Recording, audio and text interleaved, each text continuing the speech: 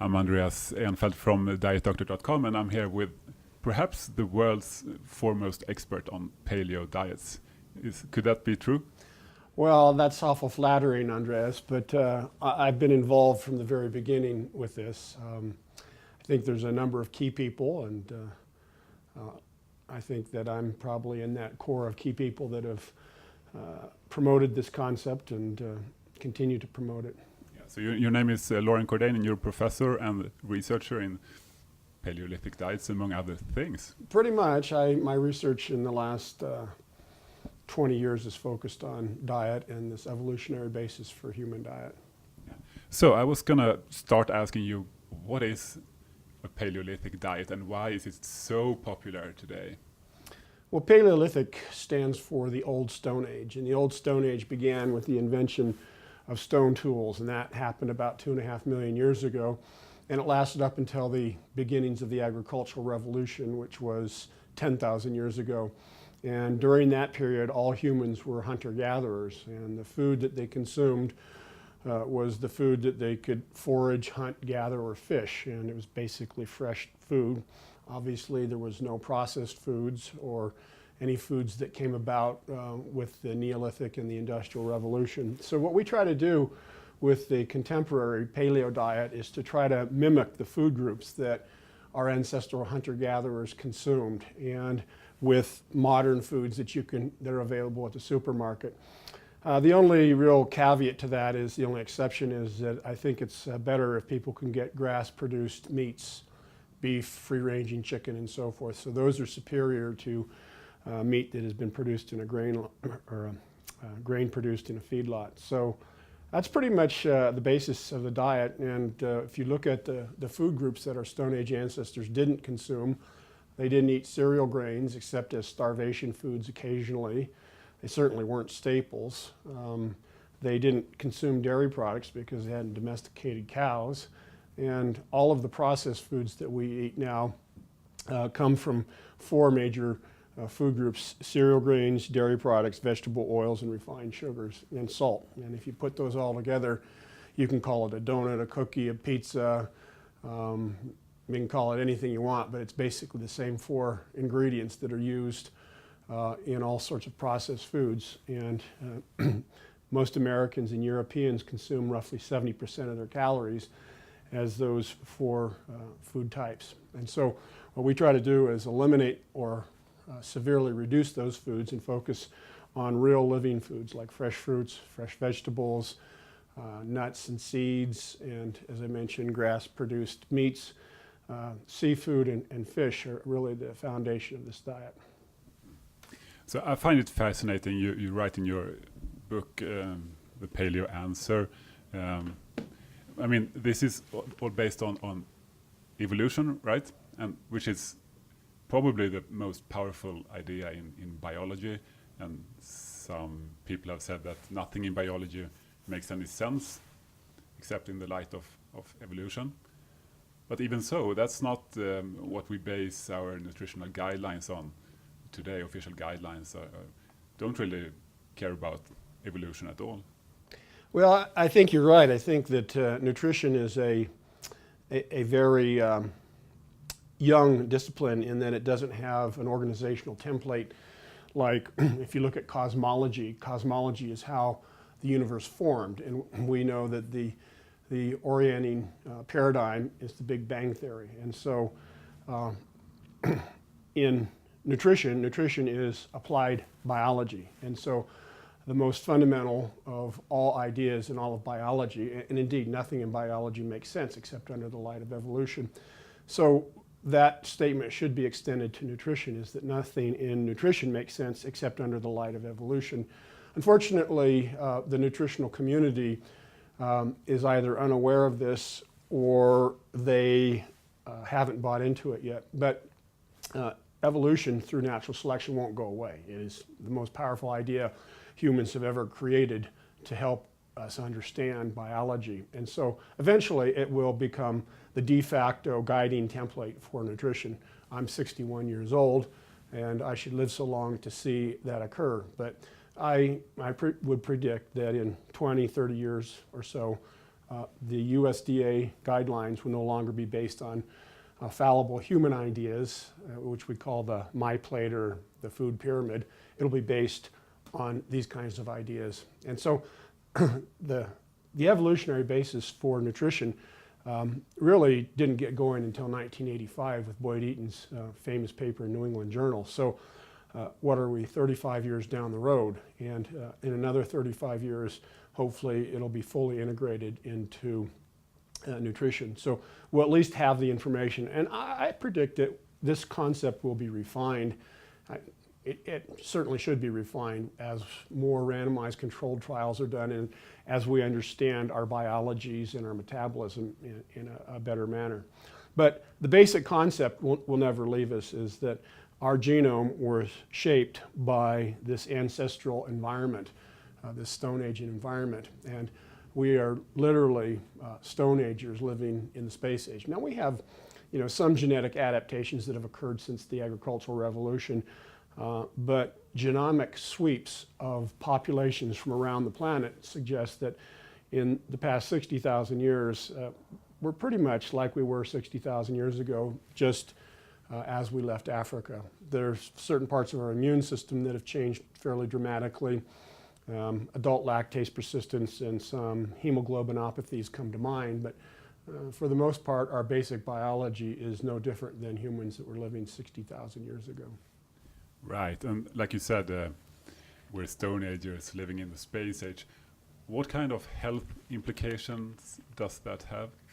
Well, if you look at the health issues that impact Westernized people, Europeans, Americans, people from all over the planet that now have embraced this Western culture of processed foods and supermarkets and so forth, and have abandoned their traditional foods and activity patterns, we see very characteristic diseases, not the least of which is the metabolic syndrome. So obesity, the metabolic syndrome, and diseases of civilization, for instance, acne. Acne runs rampant in Europe.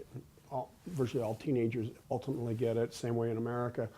We know that acne doesn't exist in traditional cultures consuming non-processed type foods that don't eat sugar and refined flours and vegetable oils and what have you. So that's fascinating. That could mean that if we lived like our ancestors, there would be no acne. Well, I think so. I think that we now have, I'm a scientist at a Division I research institution, so part of my job is to write scientific papers, to write grants, and to review scientific papers for other scientific journals. And so I'm privy to much of the dermatology literature that has to do with diet and acne, because the article that I wrote in the Archives of Dermatology in 2002 really opened up the diet acne debate after 30 years of being shut down. And so I just reviewed a paper from a South Korean group showing that high protein, low carb, low glycemic load diets improves acne symptoms. And they measured a number of end markers of inflammation and this and that and whatever that are used to kind of identify some of the inflammatory markers that we see with skin diseases like acne. And so they all improved. So we now have, I believe, 3 or 4 randomized controlled trials. And this information, once again, will not go away, is that because of the internet now, everybody can talk to everybody. So you can go online and have access to me instantaneously across the planet, and I to you. So secrets are no longer kept through scientific journals, is that the information flows very, very rapidly because of the internet. And I think that this whole idea of diet and acne is burgeoning. And again, I'm at the end of my career, but young people, young dermatologists who don't know the dogma of previous years that diet, quote unquote, had nothing to do with acne will now see the good science, they'll see the mechanisms behind it. And the upshot of it is that we will now have alternative treatments for teenagers and even young adults who have acne that aren't necessarily pharmaceutically based. Right. I mean, acne is a big problem, obviously, for a lot of people, but paleo diets could help with a lot of other diseases that might be even bigger problems in society today, such as? That's right, Andreas. And the skin is just one organ, and the skin is an external manifestation. So we see what's going on with the organ by looking at it on the outside. So it's very obvious that there's a disease. But disease most frequently doesn't manifest itself externally. Disease manifests itself internally. And so the diseases that are prevalent throughout the Western world, hypertension in the United States, if you reach your sixth decade, 75% of all Americans in their sixth decade are hypertensive. We don't see an age-related increase in blood pressure in groups, particularly a group of Indians called the Yanomamo from Brazil. And they're a society that doesn't eat salt, they don't eat processed foods, and they eat a lot of fresh fruit. And so they have very high potassium intake, very low sodium intake. Blood pressure stays normal throughout their lives. And what we consider normal, 120 over 80, systolic over diastolic pressure, would be considered elevated in their society. So their normal blood pressure is roughly 100 over 70. And that's probably the real norm for humans, is that 120 over 80, even though we consider that normal in the Western world, probably isn't, because of, we know that high glycemic load carbohydrates and salt both tend to work in tandem to elevate blood pressure. So in your opinion, who would benefit the most from a paleo diet today? Well, if we look at the healthcare costs in the United States, we spend more money on healthcare than we spend on the war in Iraq and Iran and everything else. And I don't know how it works in European countries, but certainly the government has to subsidize healthcare costs in one form or another. And we're not spending billions, we're spending hundreds of billions of dollars on these endemic diseases that run rampant in the Western world. I mentioned the metabolic syndrome, so dyslipidemia, high blood cholesterol, high triglycerides, hypertension, type 2 diabetes, obesity. We also believe that the epithelial cell cancers, breast, colon, and prostate, are diet related. And work that we have done examining the historical literature suggests, and again, the literature is spotty, because to go back in time, you don't get good epidemiology studies like what we have now. We can go into populations and really nail it. We can get hundreds of thousands of people with well-defined measurements. But to go back to 1890 and to try to extract that information out of populations is difficult. But the available evidence before hunter-gatherers became westernized suggests that epithelial cell cancers basically didn't exist in those populations. Epithelial cell cancers meaning? Epithelial cells are cells that line the inside or the outside of organs. So like with breast cancer, where the cancer occurs is in the milk duct. And what lines the milk duct are epithelial cells, and those are the cells that become cancerous. In males, prostate cancer, there are cells that line the duct that comes from out of the prostate gland, and so those epithelial cells are the cells that develop cancer. Same way with colon cancer, epithelial cells line the colon. And one of the reasons why we think that these cancers are so prevalent is these cells, epithelial cells, are very rapidly turning over cells. So they are constantly sloughing off and turning over, and they have a very short half-life. And there are certain hormones that influence epithelial cells, and one of them is called IGF-1, and another one's called IGF binding protein 3. And so if you eat the typical Western diet, it tends to elevate IGF-1 and suppress IGF binding protein 3.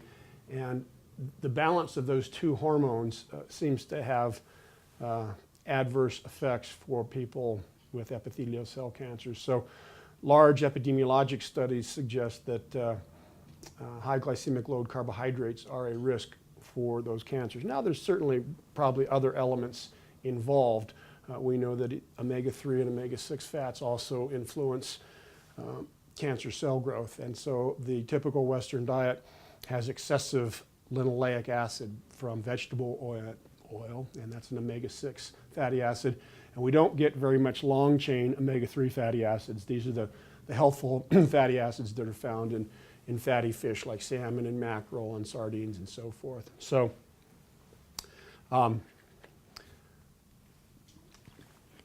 multiple elements in the Western diet work synergistically to promote cancer. Also, high salt diet tends to promote cancer in rat models. So if you can take a rat model of a variety of different cancers, and you can put a group on a very high salt diet, and then you can take another group and put them on a low salt, high potassium diet.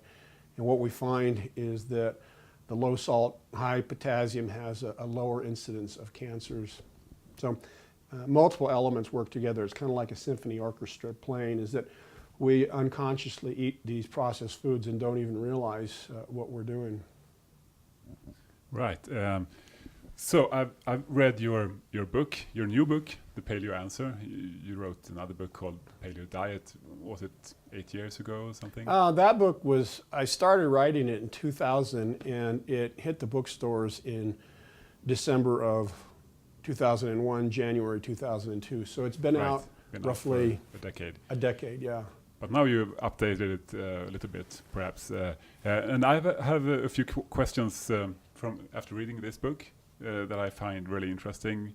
The first one is, there's been a lot of debate recently on the internet and in other places if paleo diets were low carb necessarily, or if paleo has nothing to do with low carb. What's your opinion? Well, we've actually done the analysis. So we've looked at there are 229 hunter-gatherer societies that have been studied historically and reported in the scientific literature. And so we've compiled that data. We've also compiled data in the 13 quantitative studies. And what we found is that if we look at the plant-to-animal subsistence ratio, we find that whenever and wherever it was possible, hunter-gatherers always preferred animal food to plant food. And so they clearly preferred fatty animals to animals that were lean. So, and they did what was called selective butchering, where they actually ate the fattest part of the carcass. So they ate the marrow, they ate the brains, they ate the fat around the kidneys. They actually even ate the fat behind the eyes, the retroorbital fat, the mesenteric fat. They ate everything that was fat, and sometimes they abandoned part of the carcass if they had sufficient other food. So the bottom line is that paleo diets, if I had to characterize it, would have always been lower in carbohydrates than the typical Western diet. And our calculations show the typical Western diet, we're looking at about a little over 50% of the calories from carbohydrate. I think it's 52 or something. And paleo diets, there was a range that we've calculated, roughly 20, and at the outside high, maybe 35 to 40%. But they got all of their carbohydrates from fruits and vegetables. And if you were to go to the supermarket right now and I say, Andreas, the only carbohydrate you can get is in that outside aisle of fruits and vegetables, unless you chose yams and sweet potatoes, you have great difficulty in getting your carbs much beyond 25% of total calories, simply because the volume of food that's required to get more than 25% of calories is very, very difficult when you eat foods like celery and tomatoes and apples and oranges and so forth. You have to eat a ton of these foods, and your stomach volume is limited. So it's difficult to achieve that kind of a caloric intake on fruits and vegetables. So if you stick to true Paleolithic food groups, you would basically have to eat some sort of low-carb diet.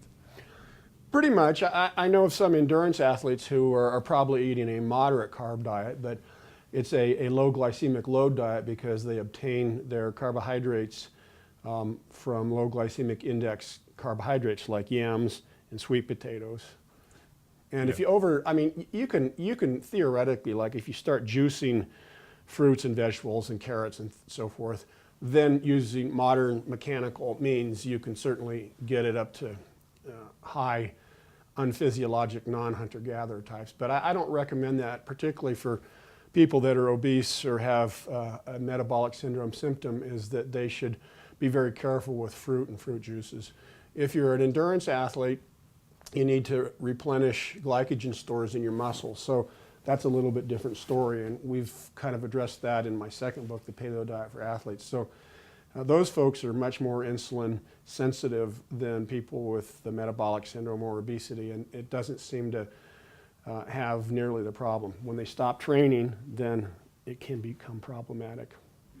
So that's also an interesting subject. I think the connection between carbohydrates in the diet, hyperinsulinemia, and metabolic syndrome, obesity, those kind of disorders. What's your take on that?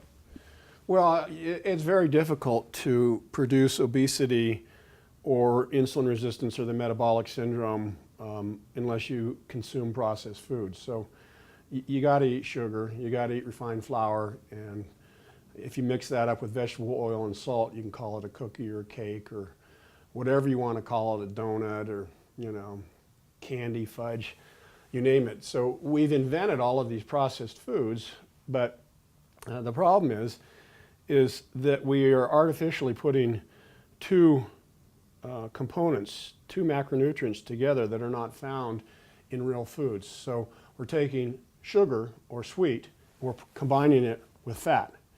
And so that combination of sugar and sweet and fat doesn't occur in any natural food. I defy anybody that listens to this broadcast or this production to tell me a single food that is both high in fat and high in carbohydrate. Nuts aren't. Okay? Nuts are very low in carbohydrate, they're high in fat. Avocados, same thing. They're high in fat, but they're low in carbohydrate. So there's no naturally occurring food that has that combination. And that combination is absolutely deadly. And so we heard from Jeff Volek yesterday's talk, and he is one of the experts. And he said that, saturated fat by itself probably is not problematic because we can oxidize it and it doesn't produce atherosclerosis. But saturated fat combined with a high carbohydrate diet is deadly. And that's why we have this epidemic of cardiovascular disease in the Western world, is because that's how we take our saturated fat. We take it along with a high carbohydrate diet. But that's also a subject you devote a chapter to, the question about saturated fats in the diet, and you write that you sort of changed your view a little bit. I mean, most people have, I guess, in the last decade or last well, few years. There's been so much new information that has come out in the mechanisms that underlie atherosclerosis. So I think that you can't throw out some of the early pioneers, the people that identified the LDL receptor. That's still good science. We know that saturated fats downregulate the LDL receptor, but that's a tiny part of the atherosclerotic process. And so in the decade since I wrote the book, and remember, the science that I was looking at when I first wrote that book was 30 years ago, okay? So that was the best science, and we've come a long ways, and so we understand this much, much better. My first book, The Paleo Diet, I wrote in 2002. I revised it in 2010, and it reflects the new information about saturated fat. I've reversed my position on this. It's been almost 7 or 8 years, and I'm still being kind of brought to the front. It's like, oh, he's the guy that doesn't support saturated fat. That's completely untrue. I wrote a paper, a scientific book chapter, in the year 2005, so that's 7 years ago, and I said that it's outrageously, and what we did is we analyzed the diets of hunter-gatherers for specifically saturated fats. There's absolutely no way in the world you can get below 10% of your calories from saturated fat, yet those are the guidelines. In fact, most of the hunter-gatherer societies, the majority, were consuming higher than 15%. So the recommendations to reduce saturated fat, to reduce cardiovascular disease, only hold true is if you're eating a high-carb diet. But a high-carb diet all by itself is also problematic. So a high-carb, low-fat diet still is atherogenic. So to my way of thinking is that the government recommendations are flawed and they're not based upon the best science. And so in the last 2 years, we've got 3 powerful meta-analyses that have combined all of the epidemiologic studies and all of the randomized controlled trials. And the conclusion of these, the largest studies that have ever been done on saturated fat would suggest that it has a very minimal effect on the development of cardiovascular disease. But if you've got somebody back in Sweden who's eating donuts and consuming bacon and eggs for breakfast, he's in a world of hurt. So he says, Cordain says saturated fat's okay, and he continues to eat the donuts. Which one should they quit first? Well, you know the answer to that. Of course, they ought to get rid of the donuts, the high glycemic load. Of course. But I find it interesting. Official guidelines say you should reduce the saturated fat to 10% or maybe even below 7%.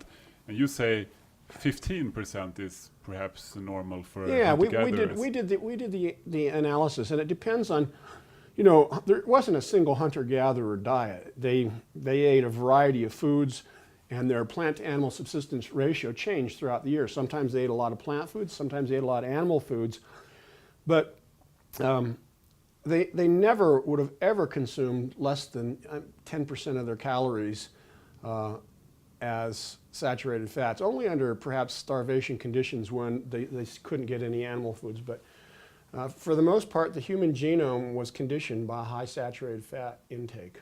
And if your readers want to find that out, they can go to my website, thepaleodiet.com, and they can download that book chapter on the saturated fats and get all the details. So if you believe in the theory of evolution and you try to eat a paleo-ish diet, you should probably not be afraid of saturated fat then? I think under the context of a paleo diet, saturated fat really has a minimal effect on either cancer or heart disease. Okay, so I have another subject that I find really interesting. You write quite a long chapter on vegetarianism, vegetarians, vegans, and the health impact of eating a vegetarian diet. You say vegetarian diets are clearly a nightmare, you write in your book. Why? Well, you know, people should read the chapter. It's a difficult concept to explain in 5 minutes or less because there's so many problems with a vegetarian lifestyle and a vegetarian diet. The first thing that I point out is that if you look at the evolutionary record, if you look at hunter-gatherers, there's no vegan or vegetarian hunter-gatherers. And the reason for it is because natural selection would have weeded out that behavior, because the behavior of eating only plant foods and not eating animal foods is lethal. Okay? It'll eventually kill you. And it produces disease. And so reproduction into adulthood then is going to be impaired. So people that don't eat meat won't reproduce. So that, if it's a genetic thing that's causing the behavior, that'll be a problem. So that's why hunter-gatherers don't do it, because it's a lethal behavioral adaptation.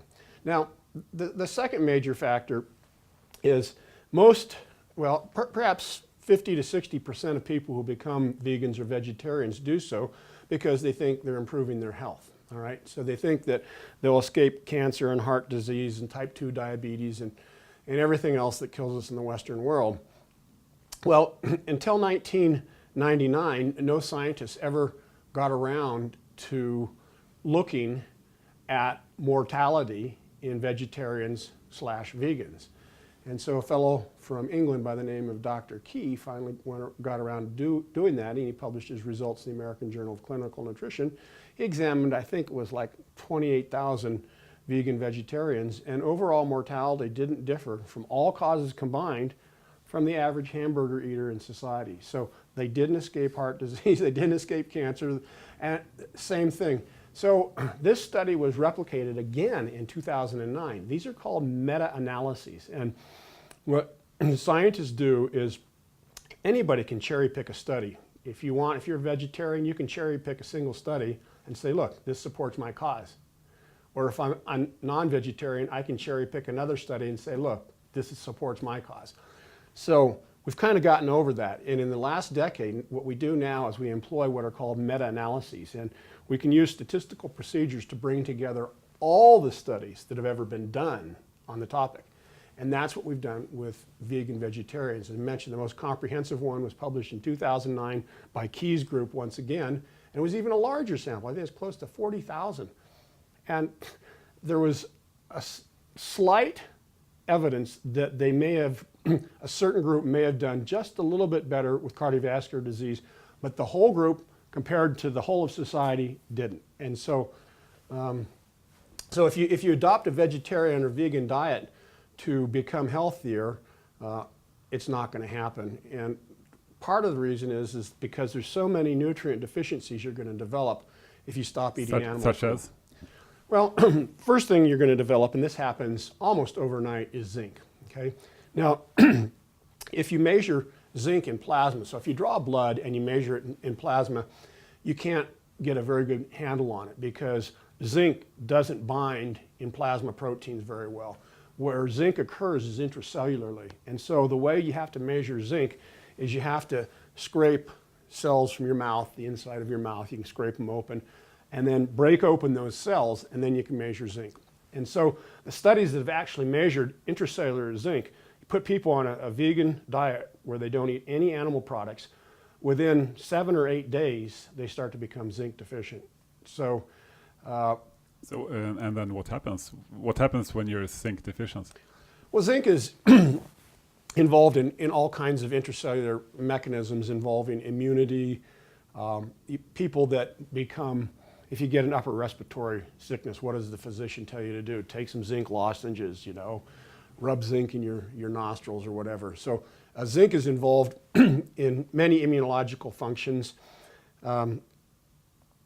It's also involved in healing. So type 2 diabetics develop sores in their lower extremities that don't heal very well at all. So there's all kinds of strategies to try to get these things to heal because circulation is so poor. But one of the strategies that is used is to rub zinc oxide on their wounds because zinc oxide directly stimulates the healing process.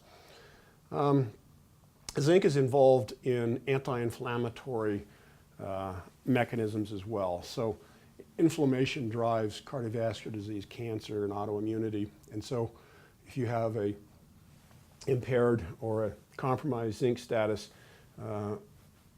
you're promoting chronic low-level inflammation. So zinc happens right off the bat. Iron, it takes a little bit longer. There's a storage form of iron called ferritin, and the only way to accurately measure blood stores of iron, or the body stores of iron, is to measure ferritin. And there's only a single study that has examined ferritin after you put people on a vegan vegetarian type diet. And part of the problem is the study was done in women, and women lose blood through their menstrual cycle on a monthly basis. So unless you compensate for that, you can't interpret the results.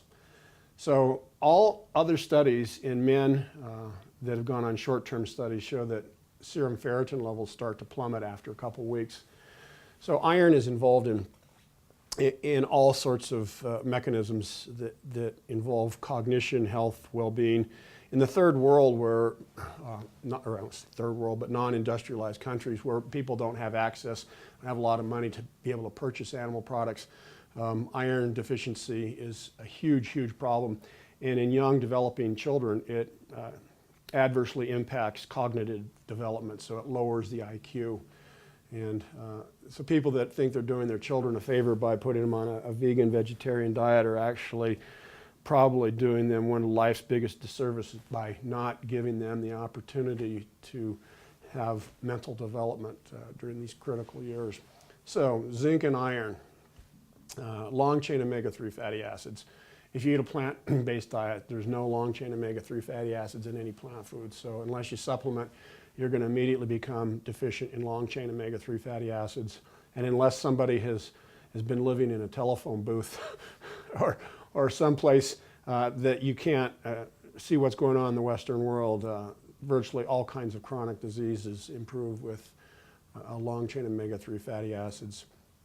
The list goes on. Iodine deficiency is very common in vegan vegetarians.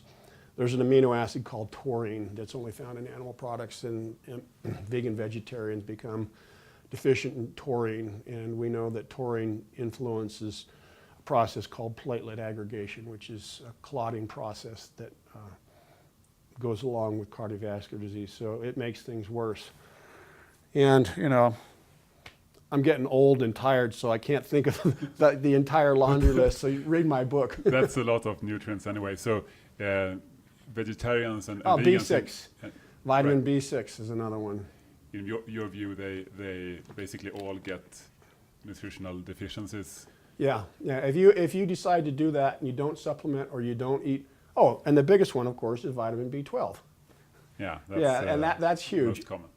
Yeah. So B12 is responsible for getting rid of a toxic intermediary compound in our bloodstreams called homocysteine. We used to think that homocysteine just irritated the cells lining the arteries, the endothelial cells. And so we now know that homocysteine adversely affects all cells, bones, reproductive cells, testes, ovary, everything.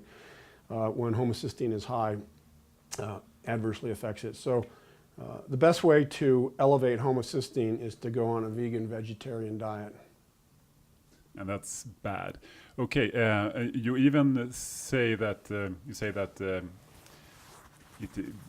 eating vegetarian food is a very unnatural way of eating, and you call it abnormal. So I have to ask, what do vegans say to you? What do they think of your arguments? Eating is a highly charged, politically, behaviorally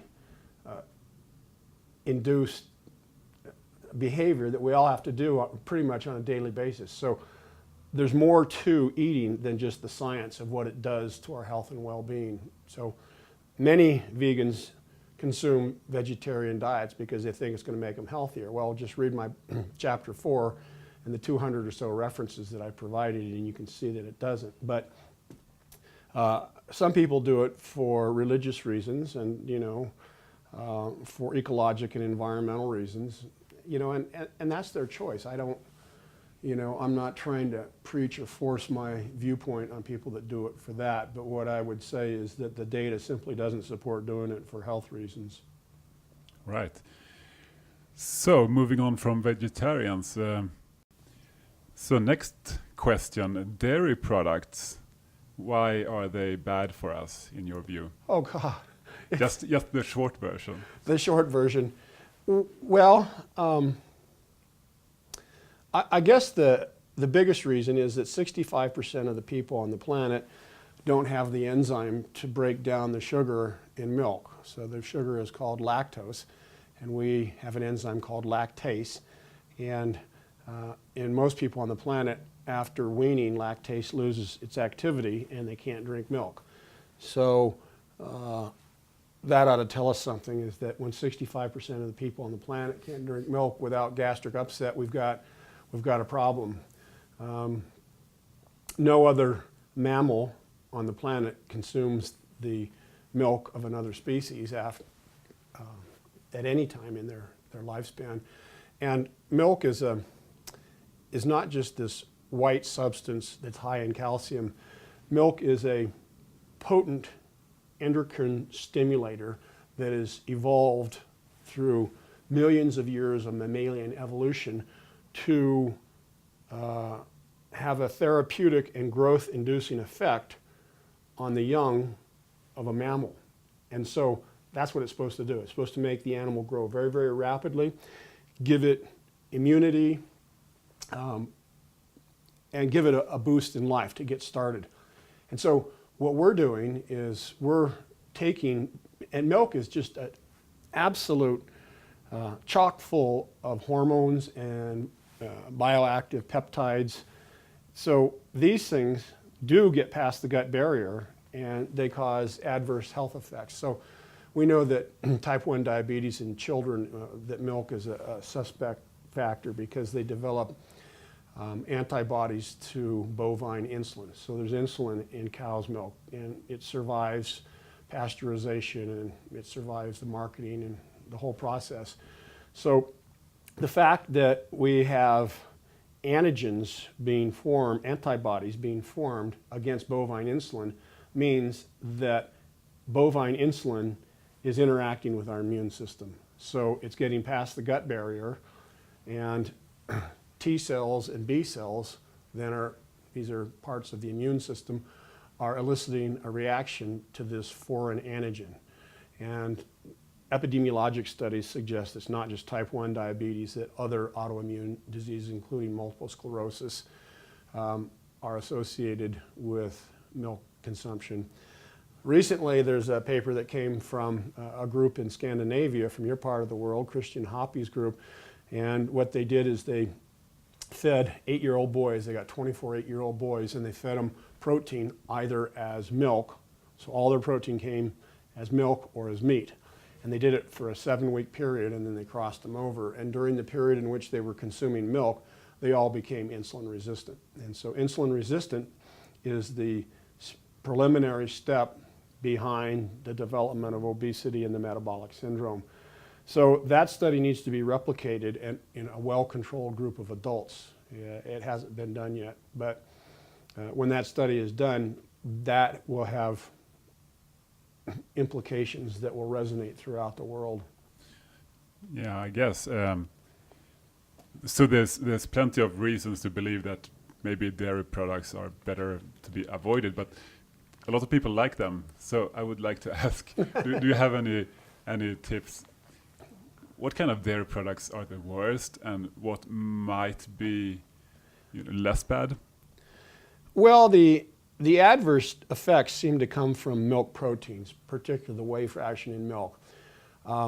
Lactose is probably not a very good sugar to eat either, because after we hydrolyze it, after we break it down in our gut, we produce glucose and galactose, and humans don't normally eat galactose. And galactose, we know we can induce senile cataracts in animal models very rapidly by feeding them a high lactose or galactose diet. So we don't have experimental evidence in humans, and we probably will never do those experiments because it takes so long to develop senile cataracts. But I suspect that a high milk diet throughout life tends to predispose people for senile cataracts. It's also, the epidemiologic studies also implicate it in prostate cancer in men and breast and ovarian cancer in women. So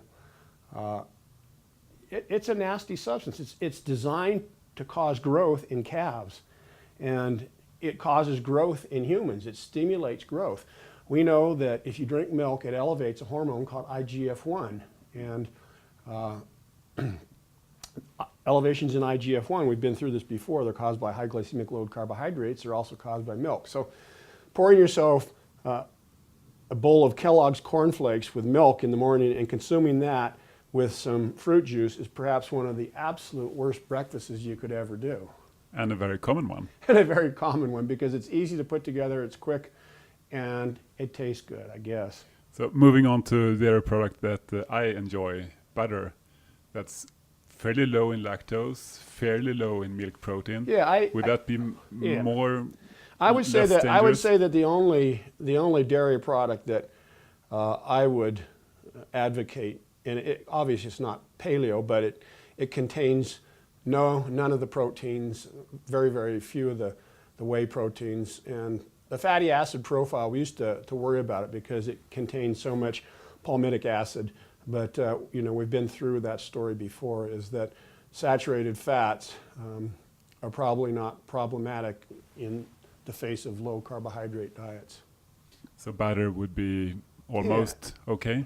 Not almost, it would be okay. Wow, a lot of people are happy now watching. Well, and I think Jeff Volek also made the statement is that high-fat foods help with satiety, okay? So when you go on a low-carb or a high-carb, low-fat diet, people are hungry all the time because they're not eating protein and they're not eating fat. And protein and fat are more satiating than carbohydrates, particularly high glycemic load carbs.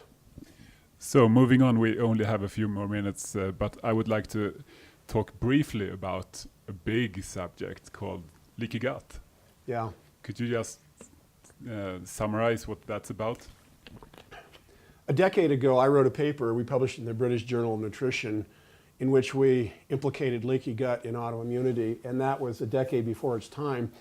And for scientists at a Division I research institution to make that statement, it was almost blasphemy. So I really had to go out on the limb, because at the time it just seemed like quote unquote junk science. If you go on Medline now, there are tens of thousands of papers dealing with leaky gut, and it's become a real issue. And we know that chronic low-level inflammation drives heart disease, cancer, and autoimmunity. And so the $64,000 question is, where does chronic low-level inflammation come from?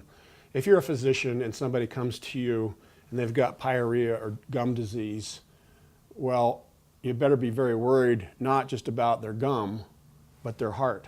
And so we know that gum disease is a risk factor for heart disease. Why is that? Is because it produces chronic systemic low-level inflammation. But we have a much larger interface besides our mouth, and that's our gut. We have about 2 square football fields or soccer fields. That's how much area we have in our gut that's exposed to the outside world, because even though our gut runs in the middle of our body, it's in theory outside our body. And so there's a huge floral load of bacteria and viruses and pathogens, and also commensal bacteria that are found in the gut. So there's good and bad bacteria. And when we end up with a leaky gut, the bad bacteria, these are gram-negative bacteria, they contain a substance in their cell wall called lipopolysaccharide, or LPS.